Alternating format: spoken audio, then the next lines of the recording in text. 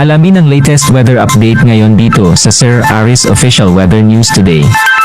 Sa kasalukuyan, tatlong sama ng panahon o mga weather system sa ating binabantayan sa labas ng ating Philippine Area of Responsibility. Una, itong typhoon na malapit dito sa northern boundary ng ating par na International Leyva Dolphin. Latest location kaninang alas 3 ng hapon, 825 kilometers northeast na extreme northern Luzon.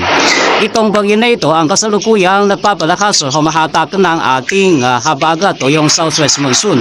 And makikita natin dito sa ating latest satellite images, ito makakapal na kaulapan dito sa West Philippine Sea ay tinatawag po natin nimbus stratus clouds. Itong mga kaulapan na ito yung usually associated sa ating habagat.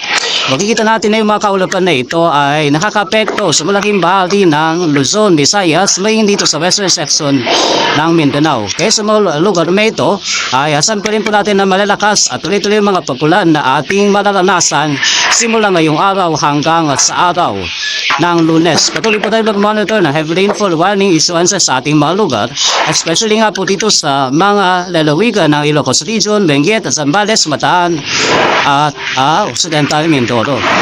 Pero sa rest of Mindanao, generally fair weather ating inaasahan, and for most of the country, posible magpatuloy yung mga kaulapan dito sa Luzon hanggang sa araw ng Merkules. Pero in terms of intensity, posible na mabawasan yung mga pag-ulan na dulot ng habagat.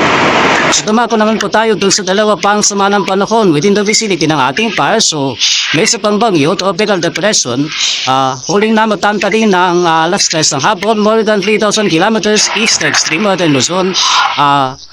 May isa pa po tayong low pressure area, no?